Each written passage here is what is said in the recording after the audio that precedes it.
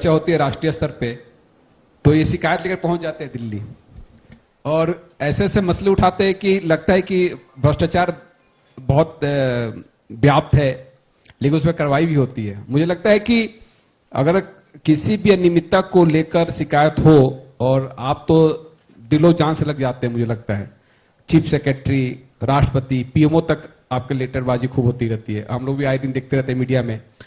क्या लगता है आपको कि ठीक है, आप एक सच्चे प्रहरी के तौर पे काम कर रहे हैं और उससे कहीं ना कहीं एक डर भय भी बना रहता है कि भ्रष्टाचार करेंगे तो उसकी पोल भी खुलेगी, और विकास में निश्चित तौर पर इस तरह के सच्चे प्रहरियों का होना भी काफी मायने रखता है।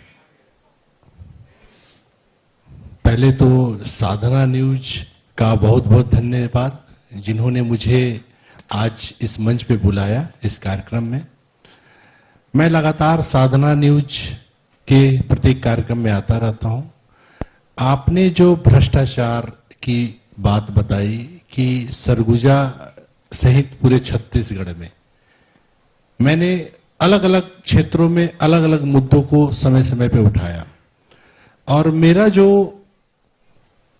किसी मुद्दे को उठाने का तथ्य रहता है, उसका सबसे मजबूत रहता है दस्तावेज। मैं कोई राजनीतिक पार्टी से जुड़ा नहीं हूं, लेकिन मैं शुरू से एक सच्चे व्यक्ति के रूप में सच्चा काम करने के उद्देश्य से मैं अपना काम करते चला आ रहा हूं। आप देखेंगे कि मैंने ऐसे ऐसे मुद्दे उठाए जो जनहित के हों, चाहे वो मजदूरी की भुगतान की बात हो। मनरेगा में मैं बता दूं, सरगुजा जिले में लगभग 4 से 5 करोड़ रुपए मैंने रिकवरी का आदेश शासकीय अधिकारियों से करवाया। लगभग 15 से 20 एफआईआर भ्रष्ट अधिकारियों के विरुद्ध मनरेगा योजना में सिर्फ करवाया। लगभग 70 से 80 लाख रुपए मजदूरों को मजदूरी मैंने दिलवाई। ये मैं खुद नहीं बोल रहा हूं, ये सबके दस्तावेज है मेरे पास। मैंने जो काम किया है उसके पूरे डॉक्यूमेंट्स हैं, और लगातार मैं ऐसे मुद्दों को उठाता हूं जो आवश्यक होते हैं।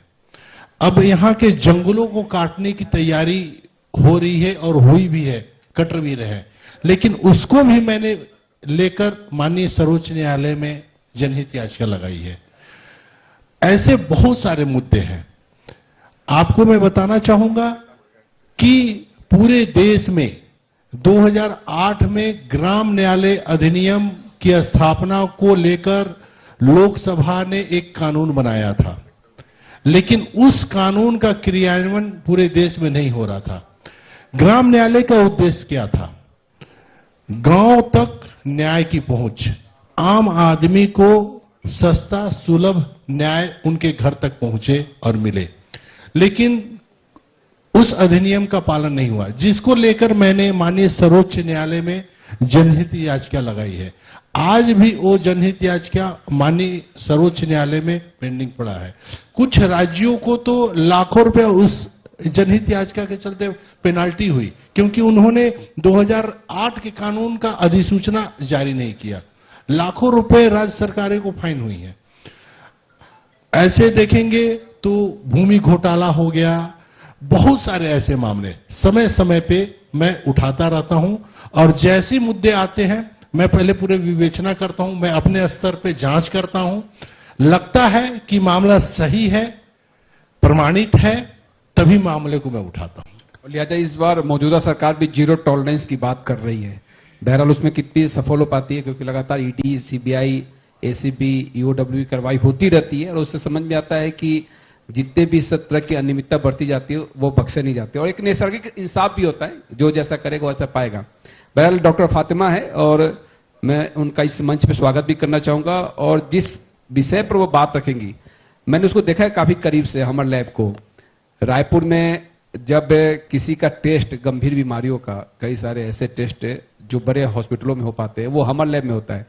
दिल्ली तक में इसकी अच्छी चर्चा हुई, और मैं देखा कि भागम भाग जिंदगी में लोगों के नजदीक आ गया है लैब, जहां पे वो आसानी से जाके अपना टेस्ट करा सकते हैं।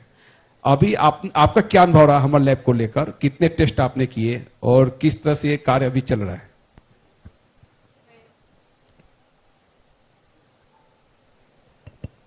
हेलो।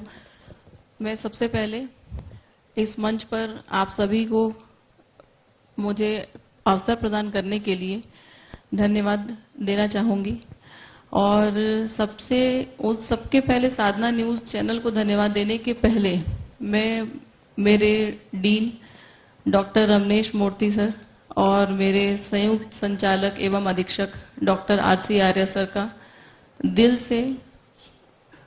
तहे दिल से शुक्रिया अदा करना चाहती हूं, क्योंकि डीन सर और संयुक्त संचालक एवं अधीक्षक डॉक्टर आरसी आर्य सर ने मुझे जितना सपोर्ट किया और इस अंबिकापुर की धरती ने मुझे जितना कुछ इतने कम एज में दिया, शायद ही इतना जल्दी फल और इतना जल्दी प्रोग्रेस किसी को मैंने अपने लाइफ में अचीव करते कम देखा है। तो इसके पीछे का हो ना हो मेरे प्रोफेसर्स, मेरे गुरु लोग का ही हाथ है और धन्यवाद आप सभी का कि आप मुझे पेशेंसली सुनना चाहते हैं और सुन रहे हैं। मैं नोडल ऑफिसर ऑफ हमार लैब जिला अस्पताल जो कि अटैच्ड है मेडिकल कॉलेज से अंबिकापुर से, इस हैसियत से मैं आपके सामने आज बैठी हूं और मैं ये बताना चाहूंगी कि आजकल किसी भी बीमारी का इलाज विदाउट डूइंग टेस्ट पॉसिबल नहीं है। डॉक्टर्स को पता है कि हो सकता है इस मरीज को ये बीमारी है, बट आजकल पहले एक सिंपल टाइफाइड और मलेरिया ही हुआ करता था, पर आजकल एक सिंपल सा बुखार ल्यूकेमिया यानी कि ब्लड कैंसर तक भी पहुंच जाता है। और ये भी हो सकता है कि बोन मैरो फेलियर जहां ब्लड सेल्स बनती हैं उसका फेलियर है और पेशेंट सिर्फ बुखार से ही आपको प्रेजेंट कर रहा है। तो क्लिनिशियन भी यहाँ मेरी राय में कहीं गलत नहीं है, उनका भी ध्येय सिर्फ पेशेंट का पैसा खर्च करना और जांच कराना ही नहीं है। जांच से ही सारी डायग्नोसिस ही बन पा रही है, क्योंकि आजकल इतनी स्टडीज हो गई हैं, मॉलिक्यूलर